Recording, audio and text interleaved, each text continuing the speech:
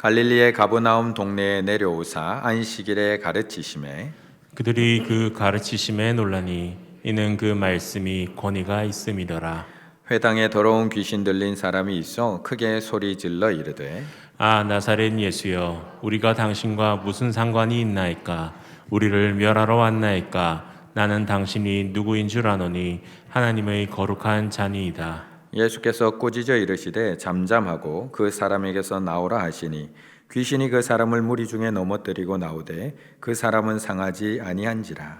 다 놀라 서로 말하며 이르되 이 어떠한 말씀인고 권위와 능력으로 더러운 귀신을 명함에 나가는도다 하더라. 이에 예수의 소문이 그 근처 사방에 퍼지니라.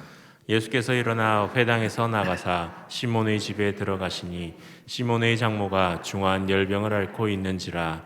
사람들이 그를 위하여 예수께 구하니 예수께서 가까이 서서 열병을 꾸짖으신데 병이 떠나고 여자가 곧 일어나 그들에게 수종되니라. 해질 무렵에 사람들이 온갖 병자들을 데리고 나아오매 예수께서 일일이 그 위에 손을 얹으사 고치시니 여러 사람에게서 귀신들이 나가며 소리질러 이르되 당신은 하나님의 아들이니이다. 예수께서 꾸짖으사 그들이 말함을 허락하지 아니하시니 이는 자기를 그리스도인인 줄 알미러라. 날이 밝음에 예수께서 나오사 한적한 곳에 가시니 무리가 찾다가 만나서 자기들에게서 떠나지 못하게 만류하려 하매 예수께서 이르시되 내가 다른 동네들에서도 하나님의 나라 복음을 전하여야 하리니 나는 이 일을 위해 보내심을 받았노라 하시고 갈릴리 여러 회당에서 전도하시더라. 아멘.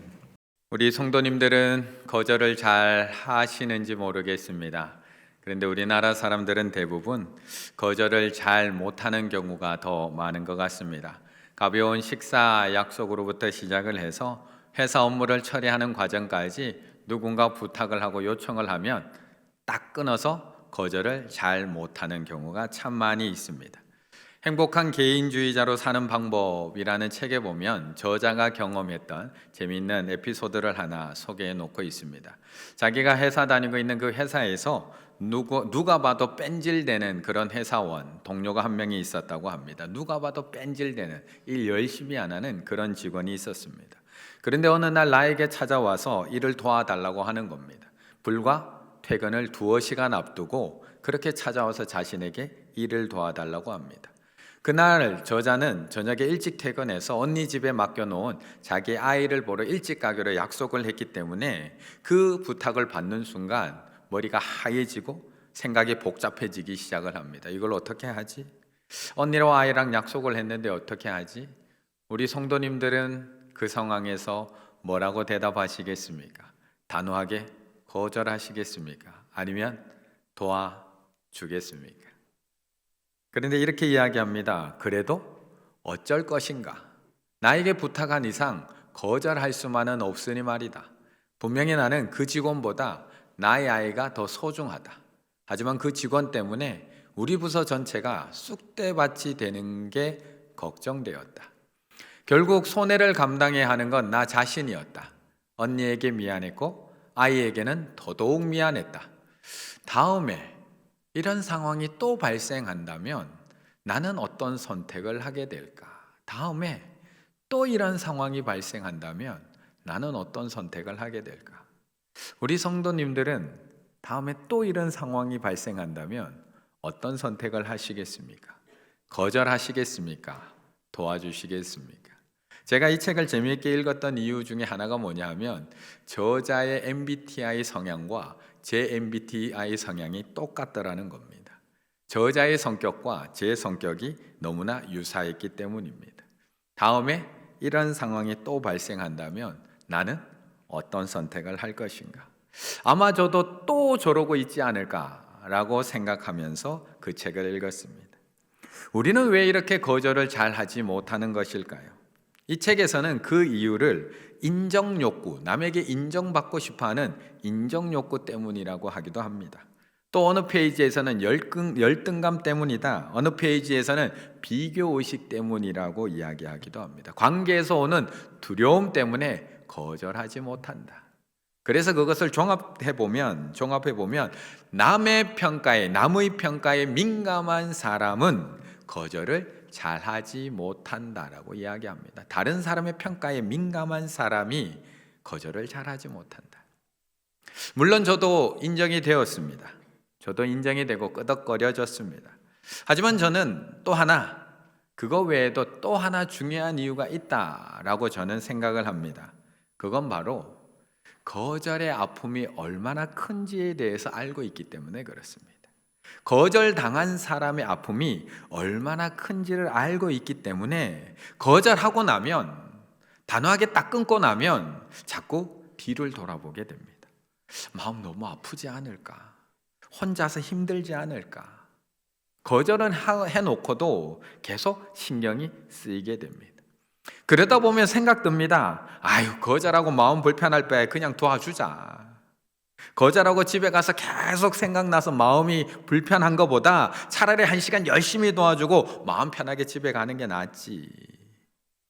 어쩌면 거절의 아픔이 얼마나 큰지 알기 때문에 거절을 잘하지 못하는 저 같은 사람들도 있다라는 것입니다.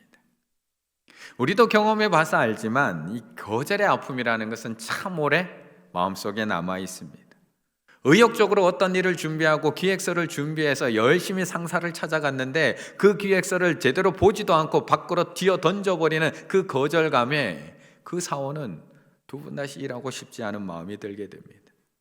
100점 맞은 시험지를 들고 기쁜 마음으로 엄마한테 보여줘야지, 아빠한테 보여줘야지, 칭찬 듣고 인정받고 싶은 마음에 열심히 뛰어가는데 그걸 받아든 엄마의 표정이 대수롭지 않은 듯이 쳐다보면서 그냥 설거지만 열심히 하는 엄마의 거절감에 아이는 공부하고 싶은 마음이 사라지기도 합니다.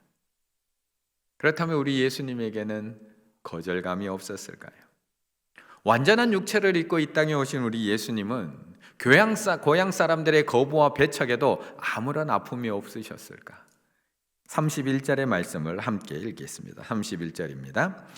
갈릴리의 가버나움 동네에 내려오사 안식일에 가르치심에. 아멘.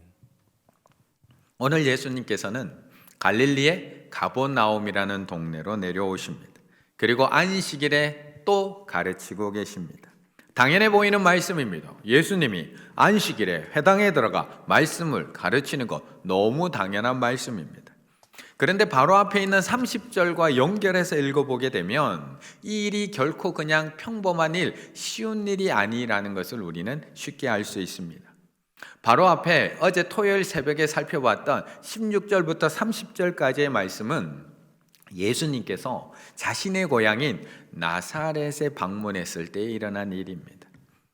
예수님께서는 자신의 고향 나사렛에 방문해서도 오늘과 똑같이 회당에 들어가서 하나님의 말씀을 가르치기 시작을 합니다. 얼마나 마음이 애틋했을까요? 고향인데 30년 동안 자라온 그 동네인데 얼마나 애틋했을까? 말씀을 가르치실 때 지금이야 그 인구가 나사렛의 인구가 7만 명이 넘어서 이스라엘에서도 큰 도시라고 여겨지고 있지만 예수님 당시 이 당시만 해도 이 나사렛에는 신학 연구자들의 조금 성경 연구자들에 따라서 조금 차이는 있지만 적게는 150명, 많게는 400명이 살고 있던 작은 마을에 불과했습니다.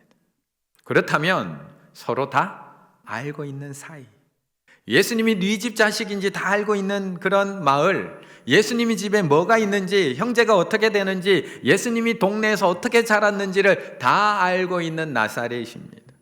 어쩌면 모두가 부모이고 모두가 삼촌이고 모두가 이모이고 모두가 친구인 동네입니다. 그래서 예수님께서 회당에 들어가서 말씀을 가르치시자 사람들이 한 번에 다 알아봅니다. 4장 22절, 그들이 다 그를 증언하고 그 입으로 나오는 바 은혜로운 말을 놀랍게 여겨 이르되 이 사람이 누구의 아들? 요셉의 아들이 아니냐. 금방 알아보는 겁니다. 저 요셉 집 아들 아니야? 그렇게 아름다운 동네입니다. 그런데 이처럼 한 가족 같았던 이 고향 사람들의 마지막 모습은 너무 무섭게 돌변해 버립니다. 29절, 일어나 동네 밖으로 쫓아내요. 예수님을 쫓아내고 있습니다. 그 동네가 건설된 산 난떨어지까지 끌고 가서 예수님을 끌고 가고 있습니다. 밀쳐 떨어뜨리고자 하여 쫓아내고 끌고 가서 산 낭떠러지에서 밀어서 떨어뜨리려고 하고 있습니다. 그래서 결국 예수님은 나사렛을 떠나서 오늘 갈릴리 가버나움 동네까지 내려오신 겁니다. 그럼 더 이상 회당에 안 들어가고 싶습니다. 불과 며칠 전에 고향 나사렛에서 말씀을 가르치다가 가족과 같은 사람들에게 거부당하고 배척당하고 심지어 산 낭떠러지까지 끌려가서 밀어 떨어 죽을 뻔한 위기를 경험한 사람이라면 다시는 저들을 위해서 회당에 들어가 말씀을 가르치고 싶은 마음 싹 사라지는 게 우리들의 마음입니다. 우리는 광야에서 40년 동안 장인 이드로의 양을 쳤던 모세를 잘 알고 있습니다. 그는 아무런 의욕이 없었습니다. 그냥 하루하루 양치며 40년을 살았습니다. 그런 모세에게 하나님께서 나타나셔서 떨기나무의 불꽃 가운데 그에게 명령하십니다. 너는 애굽으로 가서 내 백성 이스라엘 백성들을 인도해 내라고 하는 명령을 하십니다. 하지만 모세는 다시 애굽으로 돌아가고 싶지 않았습니다. 그래서 하나님 앞에 계속해서 이야기하고 핑계합니다. 하나님, 내가 누구이기에 바로에게 보내십니까? 사람들이 너 누가 보내서 왔어라고 하면 제가 뭐라고 대답합니까? 하나님, 저 못 갑니다. 저 입이 둔한 자입니다. 저 말도 잘하지 못해요. 계속 안 가려고 핑계를 냅니다. 왜 그랬을까? 그렇게 자신만만하고 자신 넘쳤던 모세가 왜 그렇게 무기력해진 걸까요? 출애굽기 2장 11절에 보시게 되면 모세가 장성한 후에 한 번은 자기 형제들에게 나가서 자기는 지금 이집트의 왕자, 애굽의 왕자이지만 거기에 끌려온 히브리 족속 자기의 이스라엘 민족들은 종으로 거기 와 있는데 그들이 자기 형제라고 이야기합니다.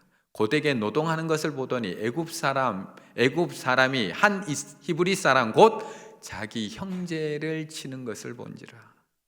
모세는 거기 있는 민족들을 다 내 형제, 내 가족 그렇게 생각하며 돌보고 있었던 겁니다. 그래서 한 애굽 사람이 히브리 사람을 치자 달려나가서 그 애굽 사람을 때려버립니다.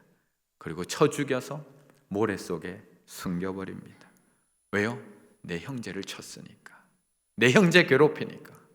하지만 이튿날 자신의 형제 두 히브리 사람이 서로 싸우고 있는 겁니다. 서로 치고받고 있는 겁니다. 그래서 또 뛰어나가서 싸움을 말립니다. 왜 동족끼리 싸우냐고, 왜 형제끼리 싸우냐고, 싸우지 말라고 막 뜯어 말립니다.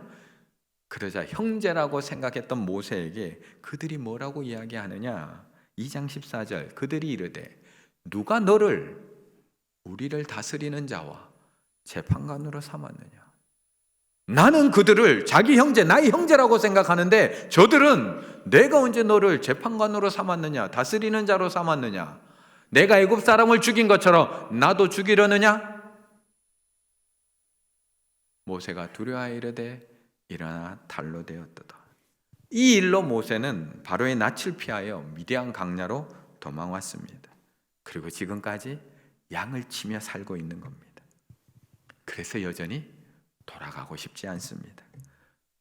무려 40년의 시간이 지났음에도 불구하고 나는 형제라고 사랑해서 그렇게 그들을 돌봐줬는데 그들은 나를 거부하고 거절하고 배척하는 그 아픔을 겪으면서 씻을 수 없는 상처가 만들어집니다.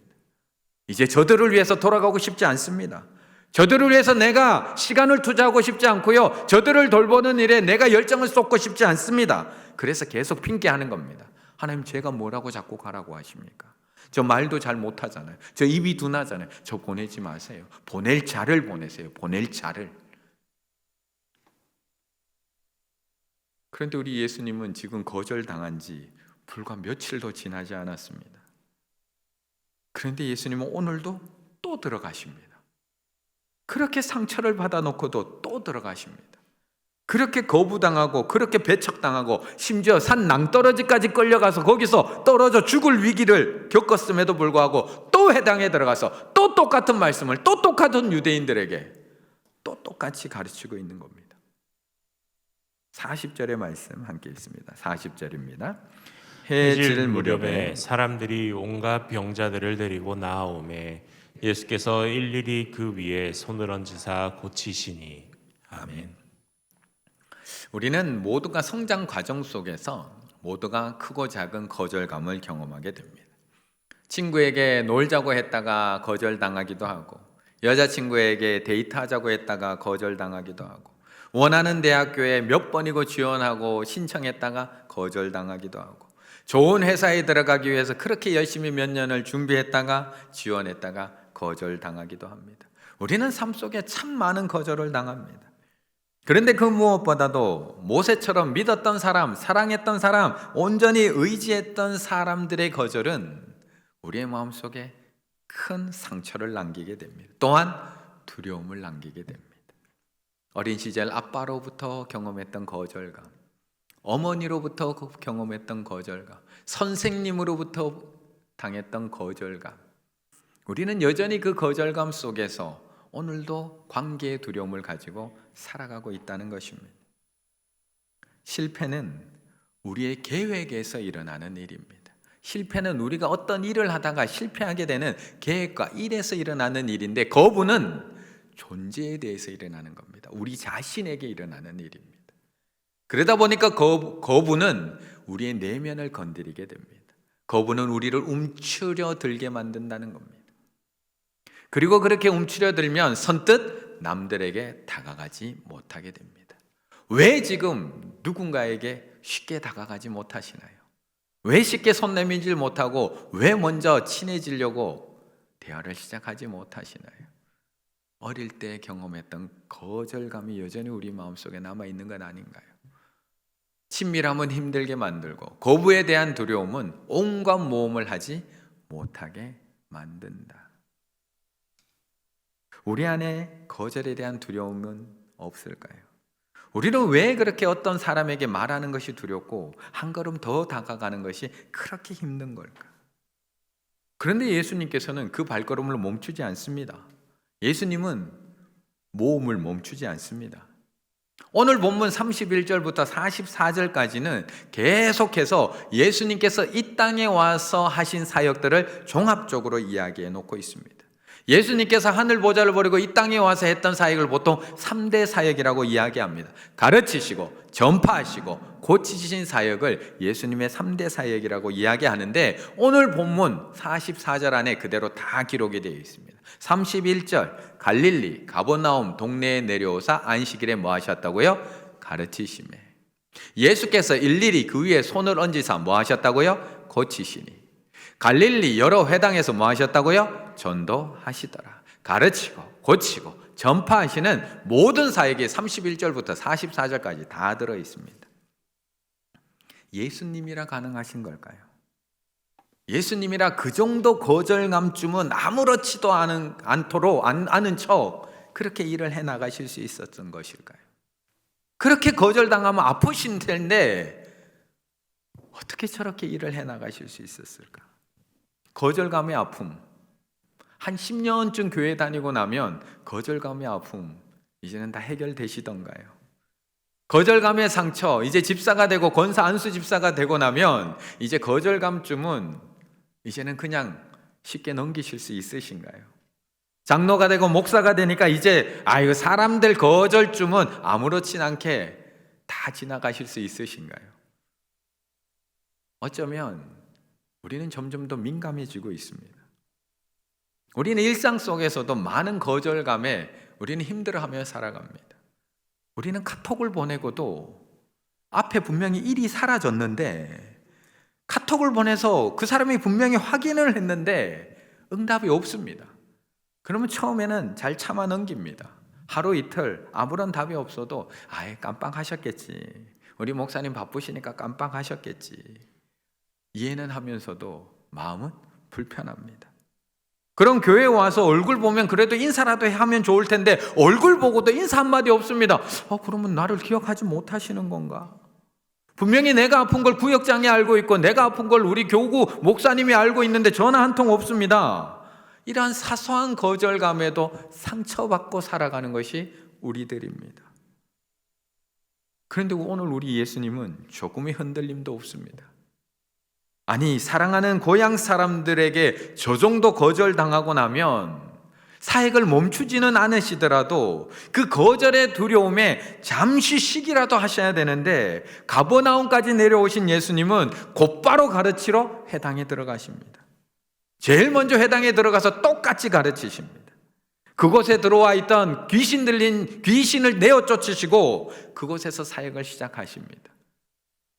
그거 끝내고 나면 조금 쉬면 좋을 텐데 이제 어느 정도 마무리되었다 싶은데 38절 예수께서 일어나 회당에서 나가사 회당에서 이제 가르치는 거 끝나고 일어나서 나가십니다. 그러자 시몬의 집에 들어가시니 시몬의 장모가 중한 열병을 앓고 있는지라 사람들이 그를 위하여 예수께 구하니 쉬지도 못합니다. 이제 말씀 가르치는 거 끝나고 바로 나오자마자 시몬의 장모 베드로의 장모를 고치는 열병을 꾸짖어 내어 쫓는 일을 사역을 하십니다. 이제 장모도 다 나았습니다. 이제 좀 쉬려나 40절 해질 무렵에 사람들이 온갖 병자를 데리고 나오매 해가 질 때쯤 되니까 이제 열병 이제 고쳤는데 그거 끝나자마자 해질 무렵에 사람들이 온갖 병자들 다 데리고 나옵니다. 안식일이라서 지금까지 예수님께 나오지 못했던 사람들이 안식일이 끝나자마자 해질 무렵이 되니까 다 데리고 나오는 겁니다. 그런데 예수님께서는 일일이 그 위에 손을 얹으사 고치시니 일일이 그냥 그 많은 모여있는 줄 서 있는 무리들에게 너희 병이 나을지어다 하고 끝내셨으면 좋은데 일일이 그 위에 손을 얹으사 또 그거를 일일이 만져주시면서 고쳐주십니다. 언제쯤 이 병자의 줄이 끝이 날까요?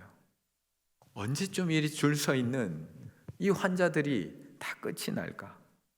해질 무렵 시작된 병 고치는 사역 언제쯤 끝내고 쉴 수 있을까? 42절 날이 밝음에 날 샜습니다. 병자들을 고친다고 일일이 손을 얹어 고치시더니 결국 꼬박 밤을 새워서 그 환자들, 그 병자들을 고치고 계십니다. 예수님은 도대체 왜 이렇게까지 하시는 걸까요? 예수님도 저처럼 거절을 잘 못해서 밤새도록 이러고 계신 걸까요? 왜 그 아픈 거절감을 겪으셔놓고도 왜 멈추지 못하고 계시는 걸까? 왜 사랑하고 믿었던 사람들의 그 거부감에 그 아픔을 겪으셔놓고도 계속 맡은 사역을 쉼없이 멈추지 못하고 계속하고 계시는 걸까요? 43절의 말씀 함께 읽습니다.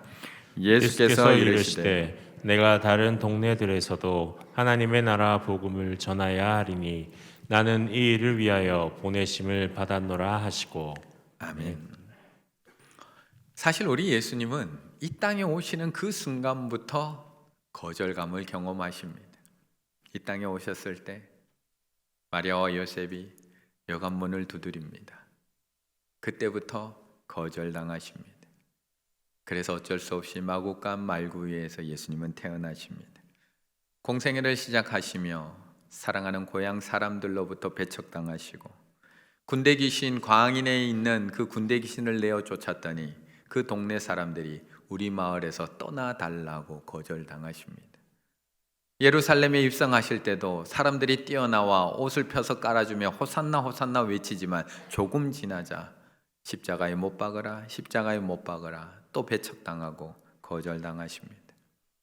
그런데도 예수님의 사역은 멈추지 않습니다. 십자가를 향한 예수님의 발걸음은 단 한 번도 멈춘 적이 없습니다. 왜요? 왜일까요? 지금 예수님은 자신의 마음으로 저들을 향해서 가고 있는 게 아닙니다. 자신의 마음으로 그들을 향해 가고 있는 것이 아닙니다. 예수께서 이르시되 내가 다른 동네들에서도 하나님 나라 복음을 전하여야 하리니 나는 이 일을 위하여 왔노라가 아니라 나는 이 일을 위해 보내심을 받았노라. 내 마음으로 가고 있는 것이 아니라 아버지의 마음으로 지금 달려가고 있다는 것을 말씀하고 있는 겁니다. 예수님은 자신의 마음대로 가고 있는 것이 아니라 보내신 아버지의 마음으로 저들을 향해 달려가고 있습니다. 오늘 본문 속에는 예수님의 발걸음을 멈추기 위한 시도가 앞에서만 있었던 것이 아니라 뒤에서도 계속 일어나고 있습니다. 처음에는 고향 사람들의 거절로 인해서 예수님의 발걸음을 멈추려고 했지만 예수님의 발걸음이 멈춰지지 않습니다. 그 거절감에도 예수님은 계속해서 그 사역의 발걸음을 멈추지 않자 이번에는 42절 날이 밝음에 예수께서 나오사 한적한 곳에 가시니 무리가 찾다가 만나서 자기들에게서 떠나시지 못하게 만류합니다. 우리 가운데 계속 머물러 주세요. 다른 마을로 가지 마세요. 만류합니다. 거절감에도 예수님께서는 계속 발걸음을 옮겨서 달려갔지만 자신들을 잡는 만류함에도 예수님은 발걸음을 멈추지 않습니다. 지금 예수님은 내 마음대로 가고 서고 하고 있는 것이 아니라는 겁니다. 이번에도 멈추지 않습니다. 예수께서 이르시되 내가 다른 동네들에서도 하나님 나라 복음을 전하여야 하리니 나는 이 일을 위해서 보내심을 받았노라. 예수님은 지금 내 마음대로 내가 마음에 들면 가고 내가 마음에 들면 멈춰서는 것이 아니라 아버지의 마음, 아버지의 명령을 따라서 계속 나아가고 계십니다. 내가 거절하면 가고 반갑게 맞아들이면 머물고 있는 것이 아니라 아버지의 뜻에 따라서 아버지의 마음에 따라서 계속해서 그 발걸음을 옮겨가고 있는 겁니다. 사실 우리의 마음으로는 누구 한 명 사랑하는 것 불가능합니다. 우리의 이 속 좁은 마음으로는 내 남편, 내 아내, 내 자녀 온전히 사랑하는 것 불가능합니다. 하물며 나를 거절한 사람, 나를 거부한 사람, 나하고 눈인사도 안 해주는 사람, 나를 모르는 척 지나가는 사람, 더 나아가서 나를 괴롭히는 사람에게 내가 먼저 다가간다? 내가 먼저 손 내민다? 내 마음으로는 결코 할 수 없는 일입니다. 하실 수 있으신가요? 하지만 우리는 내 마음대로 가는 사람이 아니라 아버지의 마음으로 보냄받은 사람들입니다. 내 마음대로 가고 서고 하고 있는 사람이 아니라 하나님의 마음으로, 하나님의 마음대로 우리는 가야 하는 사람이고 우리는 가서 손 내밀어야 하는 사람이라고 말씀하고 있는 겁니다. 그래서 우리는 이렇게 찬양하는 겁니다. 아버지, 당신의 마음이 있는 곳에 나의 마음이 있기를 원해요. 절대 내 마음이 먼저 있을 수 없습니다. 아버지, 당신의 눈물이 고인 곳에 나의 눈물이 고이기를 원합니다. 아버지, 당신이 바라보는 영혼에게 나의 두 눈이 향하길 원하고 아버지, 당신이 울고 있는 저 어두운 땅에 나의 두 발이 향하길 원합니다. 나의 마음이 아버지의 마음을 알아서 내 마음대로가 아니라 아버지의 마음을 알아서 내 모든 뜻, 아버지의 뜻이 될 수 있기를 원합니다. 나의 온몸이 아버지의 마음을 알아서 내 모든 삶이 당신의 삶 되기 원합니다. 나는 그 사람 용서 못해요. 아버지의 마음을 알면 용서할 수 있게 된다라고 말씀하고 있는 겁니다. 요나가 니느웨에 얼마나 가기 싫었을까요? 이스라엘을 거절한 정도가 아니라 이스라엘을 날마다 괴롭혔던 아수르의 니느웨 성에 요나가 가고 싶었을까요? 망해라, 망해라, 망해라, 얼마나 저주하고 싶었을까요? 하지만 요나는 그곳에 갈 수밖에 없었습니다. 멈출 수가 없습니다. 왜요? 내 마음대로 가는 게 아니거든요. 그리고 가서 하룻길 동안 복음을 외칠 수밖에 없습니다. 우리는 내 마음이 아니라 아버지의 마음으로 가야 하는 사람이기 때문에. 요나서의 핵심이 바로 여기에 있습니다. 요나서의 핵심. 그토록 싫어하는 니느웨를 향한 하나님 아버지의 가슴앓이를 우리로 하여금 보라는 것입니다. 우리가 살고 있는 이 도시, 이 나라, 나아가 열방의 구원을 위한 아픔을 하나님과 함께 나누자는 것입니다. 하나님의 가슴앓이가 내 마음에도 있는가? 하나님의 눈물이 내게도 있는가? 하나님의 아픔이 내 가슴에도 있는가? 나도 이렇게 힘든데 내 마음으로 그 사람을 사랑하는 건 불가능합니다. 내 몸도 이렇게 힘든데 내 마음으로 교회를 온전히 섬기고 헌신한다는 건 불가능합니다. 코로나 시기에 우리 가정도 이렇게 힘든데 내 마음으로 이웃들에게 사랑의 쌀을 나눈다는 건 불가능합니다. 우리 교회도 이렇게 힘든데 제 마음으로 주위에 있는 어려운 교회 돕는다는 것 결코 쉽지 않습니다. 내 자식을 위한 기도도 이렇게 힘든데 다른 집 자녀를 위해서 기도한다는 것 불가능합니다. 하지만 우리는 우리 마음대로 사는 사람이 아니라 아버지의 마음으로 살아가는 사람들입니다. 그래서 우리는 올 한 해 기도해야 됩니다. 기도해야 됩니다. 아버지의 마음이 있는 곳에 내 마음이 있게 해달라고 기도하셔야 됩니다. 아버지의 눈물이 고인 곳에 내 눈물도 고이게 해달라고 기도하셔야 되고, 아버지가 바라보는 저 영혼들에게 나의 두 눈도 향하게 해달라고 하나님 앞에 기도하셔야 됩니다. 마음으로 마음을 모으다. 하나님의 마음으로 우리의 마음을 모아야 합니다. 그렇게 우리가 하나님의 마음으로 우리의 마음을 모을 때, 아버지의 마음으로 우리의 마음이 하나로 모아질 때 예수 그리스도의 남은 사명, 가르치고 고치고 전파하는 사명이 우리 충일교회를 통해서 계속해서 이루어갈 줄로 믿습니다. 올 한 해 나의 마음으로 하려고 하시면 단 하나도 할 수 없습니다.